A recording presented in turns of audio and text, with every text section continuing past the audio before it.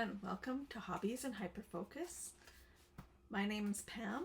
My pronouns are she, her, and I reside in Saskatoon, Saskatchewan, which is on Treaty 6 territory and the traditional lands of the Métis people, Cree and Dene, I think, yeah. So I'm a total mess today. I'm always a mess, but today got up, walked the dog, then the dog puked all over the place. So we've had a bit of a mess, and it's only 10 o'clock. So, like I said, this is my little piece of the internet. It's primarily a YouTube channel about cross stitch and other kinds of needlework, but I go down rabbit holes and I end up hyper focusing on something else, and we'll probably end up discussing that. So again, we've got a cat, at least one that I can find. We've got our iced coffee, we've got our needlework, and let's do this.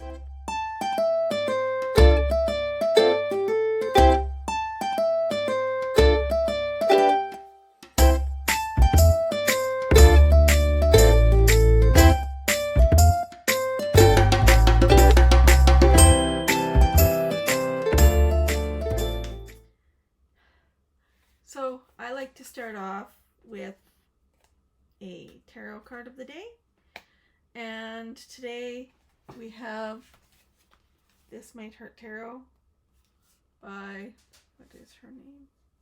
Isabella Rotman. The design is by Isabella Rotman.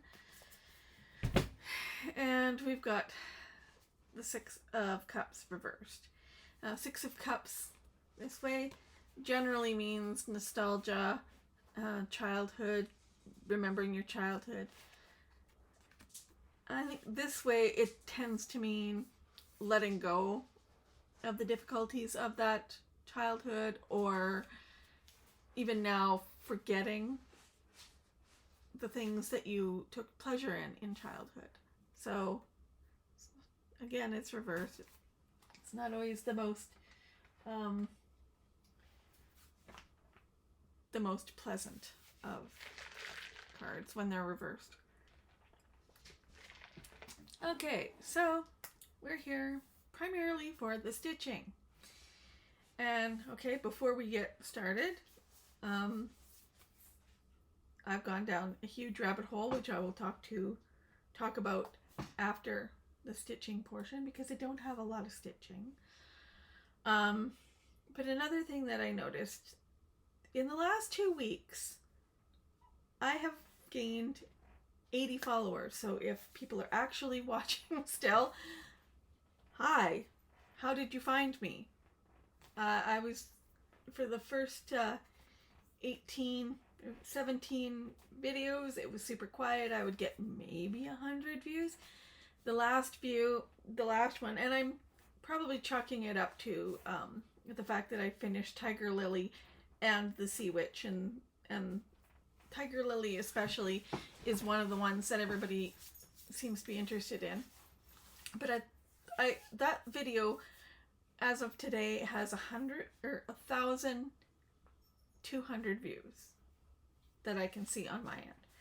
And so, what the fuck? Where did that all come from?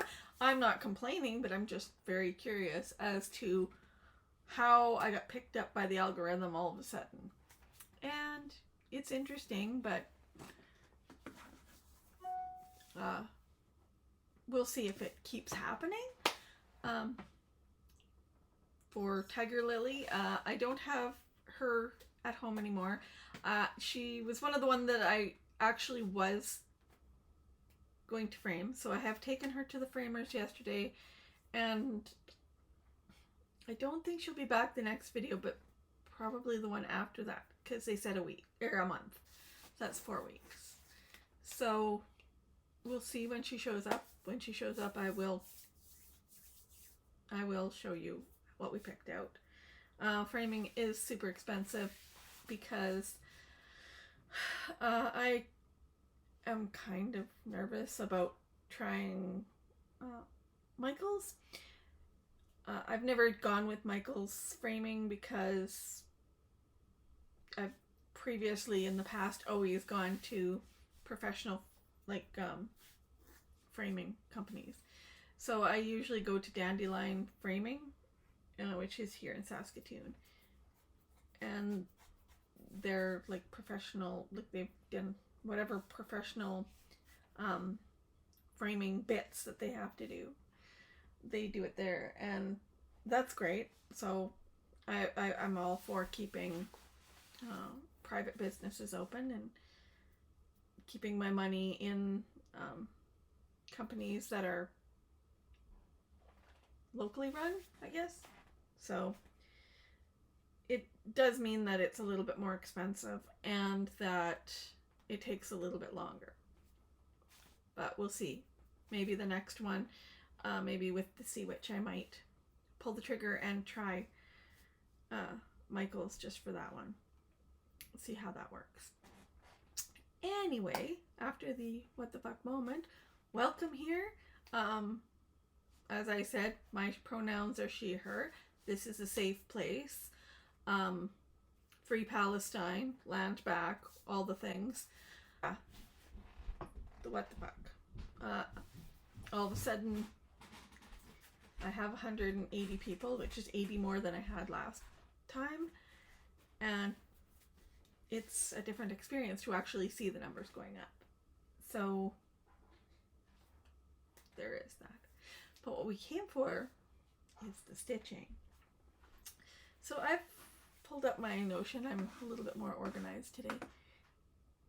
And I've only worked on 3 projects since the last video, and they are all Mirabilia's or Carol Manning designs. So I'll take them out here. We'll do them in the order that I did them. So I've joined the Carol Manning Round Robin with Chinook Crafter, Anna Books and Stitches, and I think her name is Erin. 3 Cat Stitching, I think. But so I chose Teal and Turquoise, and we're each doing a quarter. So this is the quarter, right? It'll go to here. This is my quarter, here to here. And it's pretty much full coverage. So this one is called Turquoise and Teal. Turquoise and Teal. And I got this one added into Markup RX or XR. I don't know how to, but because I thought I have the iPad, I want to try and use it for cross stitch. So I've entered it in there, and I've done about 2,200 stitches on this, which is about 6%. I prefer to put them into like Pattern Keeper or Markup, because then they keep track of how many stitches I do, which I have a hard time doing on a paper pattern. But it seems that it's really hard to find paper patterns, and I'm having quite a bit of difficulty scanning and getting them into other programs. So this was my 5 days of work on my Carol Manning, which I think the end of July we're moving on to the next person. So I'm not sure who I'm sending it to. Let's see.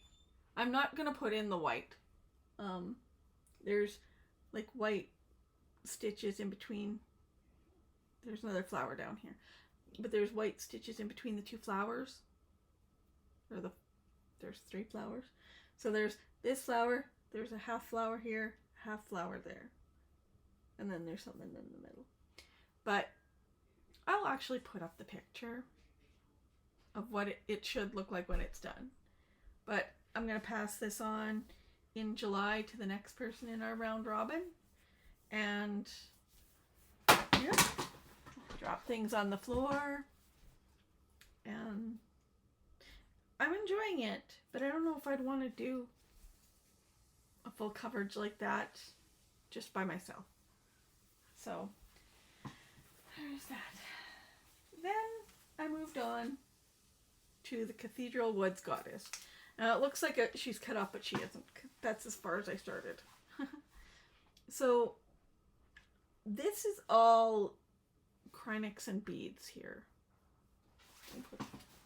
Get my board, I'm going to put it behind here. So she's one of the ones that I wanted to start for MiraMay. You can see I've gotten from the middle, I've gone up. And all of this chunk here is either water lilies, Krynics, or beads.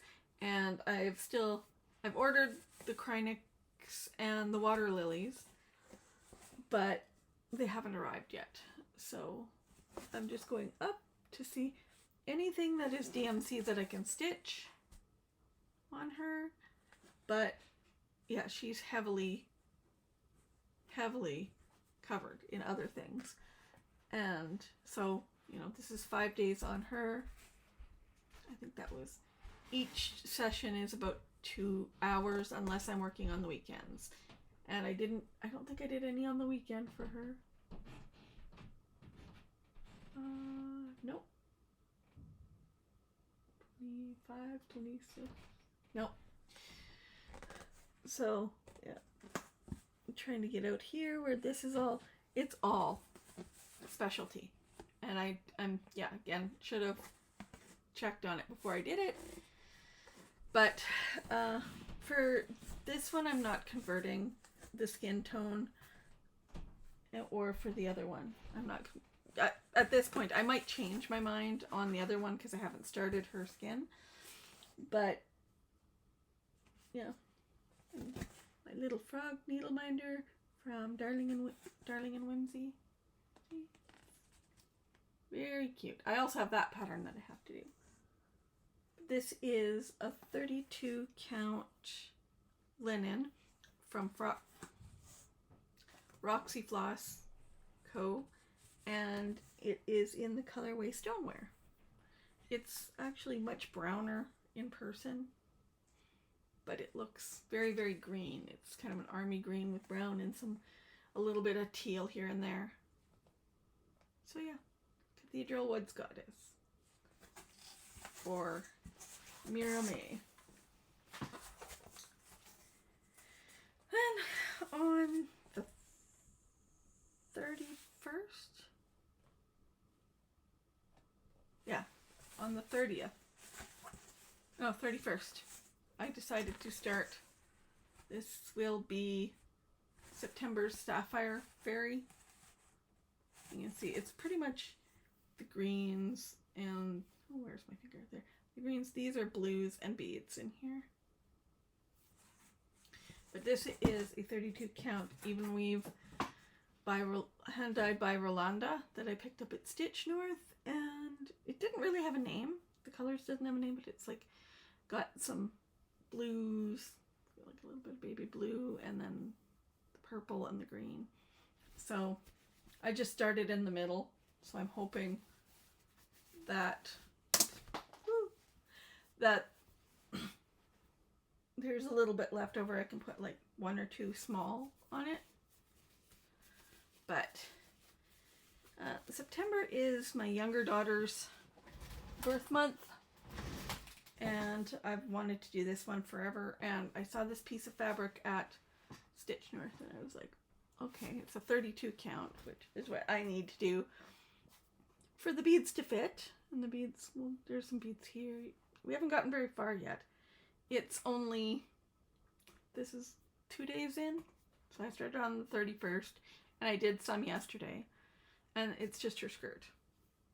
So I always start in the middle and then either go up or down. This one I went down. And I'm not sure if I'm going to convert her skin tone. I might. Because I think she would look nicer. Well, not nicer, but I think it would work well with a darker skin tone for this one. On this fabric. And with these colors. But yeah, 2 days of work, and I will put up what she should look like as well when she's done. Well, I'll put up the model, not what she's going to look like. But so that's the 3 that I worked on. And then my always down here, I'm always itchy. Then for my 50 year, I've been adding more little designs, like my Daybell guilty, Trump guilty, my 1,000 views, my 180 subscribers. There's still ones that I haven't filled in yet, just because I haven't pulled the colors off the wall that I want to use for it. I'm slowly going little by little. But I'm not putting one in every day. I'm putting them in as, like, I'll do a whole bunch at once, and I'm hoping to put in more, just things that happen that strike me as things I should probably remember, and I'll just keep going until I'm done. So it might be more than a year at the rate I'm going. But this is just white quilting cotton, white on white, so it's like stars. I don't know if you can see them. There's white stars on white background. And then I've doubled it up to make it thick enough, and then I just embroider whatever I want on it. So like my solar storm, and those are the northern lights. There's a little crown. These things. So that's pretty much what I've been stitching on. Okay, this thing pops up again. Every once in a while, Microsoft keeps asking me for a password, and I don't know why.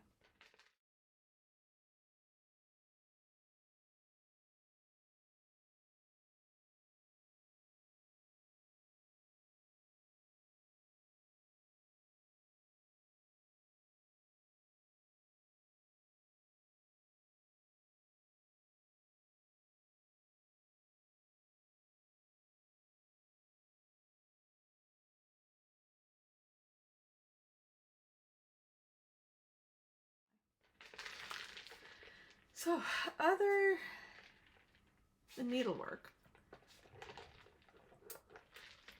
my latest hyperfocus has been on a true crime case that has been happening over the last 4 years, probably 4 years, down in Idaho, which was the Lori Vallow and Chad Daybell murder trials. It was just a fascinating case, and like I started hearing about it in 2019, in December 2019, because the children, the 17-year-old and the 7-year-old, were missing, and they were like, of course it was like all over the news for a few days or a few weeks, where, you know, the kids were missing, but the mother hadn't been the one to notify the authorities. She wasn't talking to authorities. They went for a wellness check on these 2 kids to her apartment, and then the next day they went back to ask more questions, and she was gone. And then it was discovered that not only were these 2 kids gone, but as they went back, when she had been involved with a shooting of her 4th husband. I think he was her 4th husband.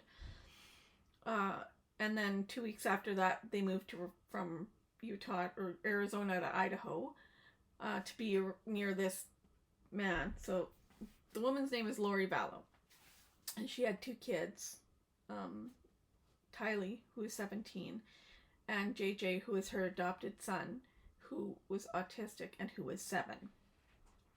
And she had been married to a man named Charles Vallow. And something happened in July of 2019. She and her brother lured him in or something when he was supposed to come pick up their son to take him to school, and they shot Charles and claimed it was self-defense. And I'm not sure about the laws down in Arizona or Idaho or anything, but they looked at her and they looked at this brother of hers, Alex Cox, and for some reason they just let them go. They claimed it was self-defense and they let them go. So then she moved to Idaho to be near Chad Daybell, who was still married. He was a author of doomsday type, Mormon type, doomsday, second coming type books. And she had met him a few months before, like, I don't know, 6 months, 5 months before the murder of Charles. And they had started an affair at that time. And he was claiming to be some prophet, some patriarch in the Mormon church, which he wasn't, and the Church of the Firstborn. He was labeling people as either light spirits or dark spirits, giving them a rating, giving them death ratings, like how close they were to dying. It was quite fascinating because it was very culty, and it had a lot of ties with the Mormon church because they were going to the Mormon temples all the time, like every day. And then, like, she moved to Rexburg, and then I think 2 weeks after she moved to Rexburg was the last time anyone had seen her 17-year-old daughter, 16-year-old daughter, Kylie. And because there was really nobody close to them, nobody really noticed, unfortunately, that Tylee was gone until a little later. She didn't have a close relationship with any of her father's family due to her father had died, and her mother had kept her moving and out of sync with everybody, so she didn't have any close friends. They had just moved to this new town. She was homeschooled, or supposedly she was said that she was going to BYU, Idaho, which was in Rexburg. There was, like, nobody noticed she was gone. Like, nobody cared. Well, not really that nobody cared, but nobody noticed that this child was gone because there was nobody close enough to her to notice she was gone. And then, so that was the beginning of September, and then near the end of September, 2 or 3 weeks later, then JJ went missing. And his grandparents, his natural grandparents, who were his adopted father's sister. So it was complicated, but his grandparents noticed he was missing because they were used to, like, FaceTiming him, like, all the time. And all of a sudden there was no communication with him. And, like, they called in a wellness check. Meanwhile, somebody had been shot at in Arizona, and the police had traced back the vehicle that was used to shoot at Brandon Boudreaux, who was the husband of the niece of Lori. It's a mess. It's fascinating. So, one of the other cult members, her ex-husband, was shot at. And they traced the car that was used to shoot at him from back to Tylee, because it was Tylee's Jeep. And then found out that the parents of these kids the kids hadn't been seen. Went for a wellness check. By this point, by the time the wellness check came, which was a couple months later, Chad Daybell his wife had died under mysterious circumstances.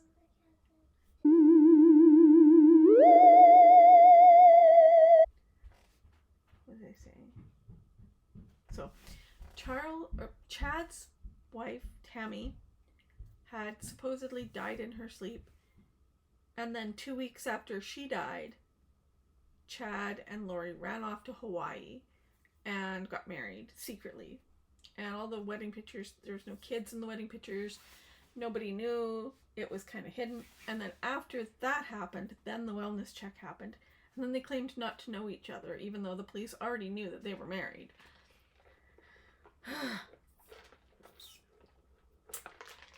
But they wouldn't say what had happened to the children.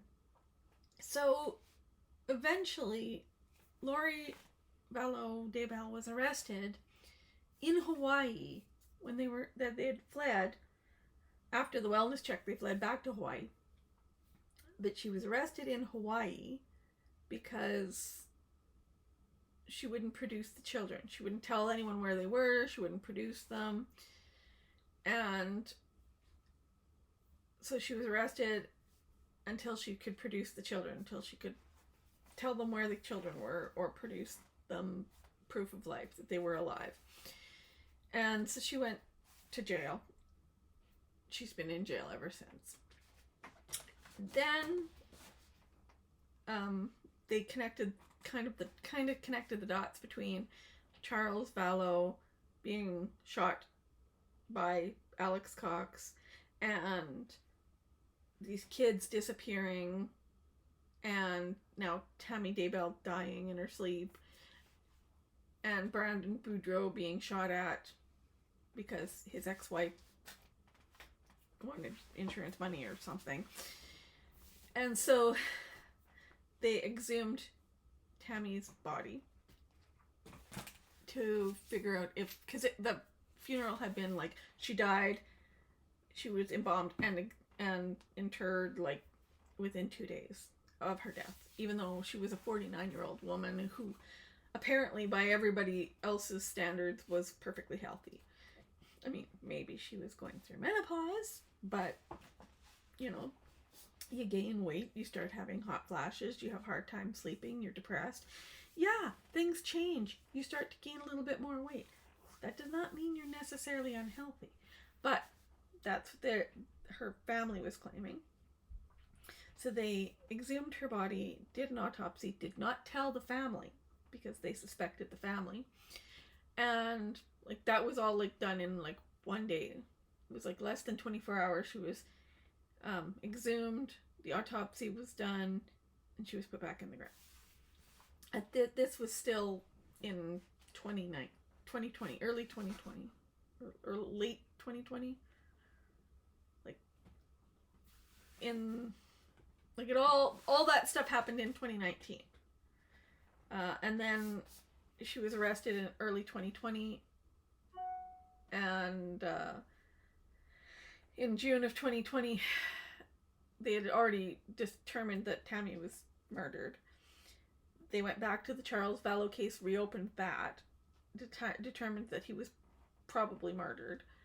The day that Tammy Daybell was exhumed, Alex Cox died suddenly of natural causes, but nobody knows why. And he was cremated, so they can't do another autopsy. And then they started looking for the kids, seriously, and the kids were found on Chad Daybell's property. And so Chad was arrested. And so it's been since early 2020 since everybody's been watching this case, and through that you find out all of these weird beliefs and stuff, and how it's tied to like Tim Ballard and the Mormon Church and other Mormon cases like the Blaise Thibodeau case, and what is her name? The Mormon mummy bloggers that were arrested for torturing children, and like how all that's related to the same preparing a people and a vow and books like that are going on. So Lori was tried in, the case went through in 2023, and she was sentenced to 3 consecutive life sentences with no possibility of parole, and is currently in Arizona awaiting trial on the murder of Charles Vallow and the potential conspiracy to commit murder of Brandon Boudreaux. But she's in La La Land. She's been found incompetent for trial a couple times because she lives in La La Land. She lives in Delusion Land. But she's already been sentenced. And then as of yesterday, like last night, Chad Daybell was found guilty of all 3 murders, and then also 3 counts of conspiracy to commit murder and 2 counts of insurance fraud because, they killed people and then got insurance money. And he was sentenced to 3 counts of the death penalty, and I'm not sure how that works because Idaho, Canada doesn't really have the death penalty. So it was kind of fascinating watching how all of that worked and how a death penalty case is tried and a jury trial is tried, because I've never done that. But I've been following that for 4 years, and it just came to a conclusion, well, a partial conclusion, last night. So now I'm ready for a new rabbit hole. That is to say that I became obsessed with true crime podcasts and other interesting things, cults, Mormonism, cults, true crime.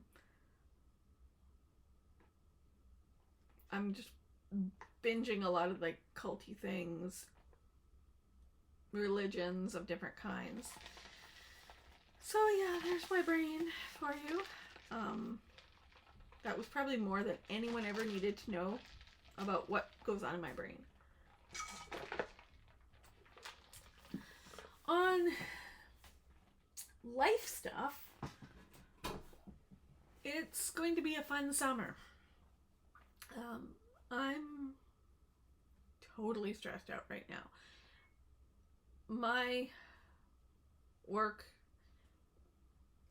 like I said in the last couple episodes, my work has changed a lot because my coworker that has been working with me really, really closely for 4 years went on mat leave, and it was kind of sudden, and it was kind of unexpected because she was expected to go later this month, and she went 7 weeks early. So she delivered her daughter on the 8th, and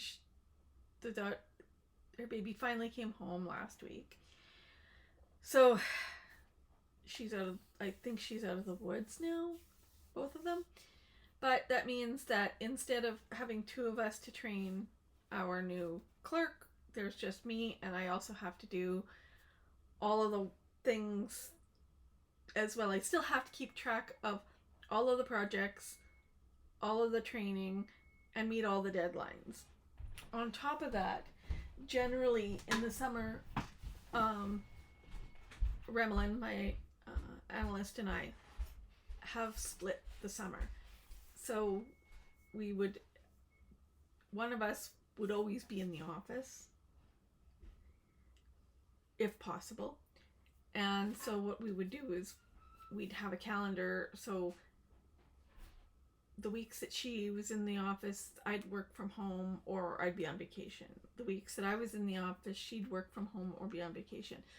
So what we were trying to do was have 3 weeks of vacation during or 2 to 3 weeks of vacation during the summer. And that's mostly because we generally weren't taking other weeks, and we both get, at that time we were both getting 3 weeks, so 15 days of vacation. So out of 9 weeks, we'd each do 3 weeks in the office, 3 weeks at home, and 3 weeks vacation. And that never worked out because vacation never happened. Last year we did each did 1 week of vacation, and then the other 2 weeks were either half at the office and half at home, or at home. And then this year, now I have to figure out a way to be in the office at least 4 out of 9 weeks, which is going to be fun because that means I have to put kids into day camps. Now, for some reason, even though I knew it was coming, I didn't start booking day camps in April when they came out, and so a lot of the day camps that are in my city are sold out and we're on waiting lists, which, oh my god, it's just so much. And then to top that off, now that I've been working with my company for 10 years, my vacation allotment is now 20 days, not 15. So I have to somehow carried over from last year and the year before. I carried over 18 days. So in January, I had 18 days in addition to the 20 that I was going to get that I needed to take within 2024. I already have had a hard time taking 15 days because of the requirements of our department, and that is why we asked for a third person. Now we have a third person, but we lost one full trained person. So it's kind of a weird thing. So because Daniel is now in full-time school, he was in grade 1 last year, we no longer have a full-time daycare. So I don't have a place that I can take the kids every day and pick them up every day and not worry. I have to either book weeks off, have my husband book weeks off, or pay for day camps. And because this week I got called into a meeting with my boss, and I was like, I don't know how I can do this, because each week of day camps for each child is anywhere from $200 to $400. So for me to be in work for a week is a minimum of $400 each week. They want me in there a minimum of 4 weeks. They would prefer 5 out of 9. And I could work from home the other weeks. And then I have to also, they also have to be there the full day. And I have to find a way for me to get over there, wherever the camp is, because it's not near my, other than the one, it's not near my job. So I have extra gas to get there. I have to make sure they have a lunch. I have to make sure that they have any supplies that they need. And I said that to my work, like, I'm trying to find places, but because Daniel is under 8, he's not going to be, he'll be 7 this year in August. But because he's not 8, there's a lot of camps that he can't go to that my 11-year-old can. But I want them to go to the same place, because I know that there's going to be 1 week in the summer where he's going to be going to one place and she's going to be going to another. And last year, dropping her off in the far north end and him off in the far south end, and then I work in the middle, and then they're both done at the same time. It was a lot of trying to get this worked out and get there and get to things. And then at the end of the week, she had a event where they showed off all the things they learned, and it's stressful. And so the short story is that my boss sent me home and by Wednesday, by 3 days from now, I need to have a plan of which days I'm going to be in the office and which days I'm going to be off and which days I'm going to be working from home, with the expectation that they would prefer that I work in the office 5 full weeks out of 9. And I'm not sure how I'm going to do that if I can't find day camps. And then adding even more stress. My 21-year-old has been diagnosed with gallbladder stones or gallbladder issues. And she has a surgery on the 3rd of July, which she wants me to go with her to. I told her I can't do a surgery, but I can wait in the waiting room. But because the kids are off, I have to find somebody to look after them in order to do that.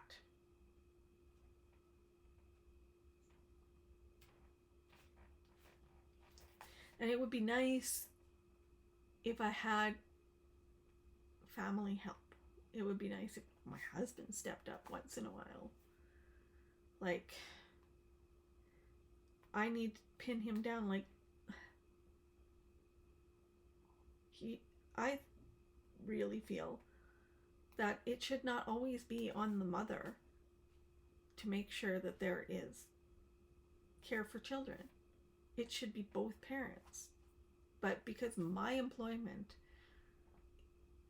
hinges on childcare and his does not because of me, it all falls on me. I have to look for the camps. I have to get them to the camps. I have to pay for the camps.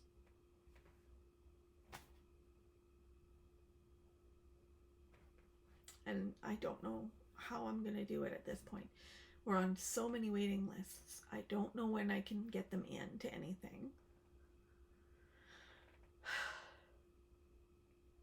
Like, I wish that there were family people that would help.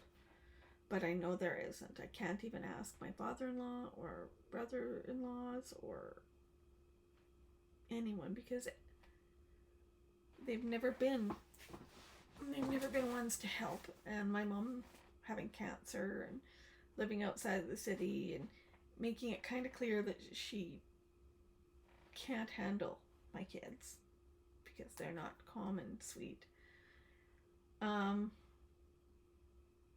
puts a lot of pressure on me to get everything done all by myself.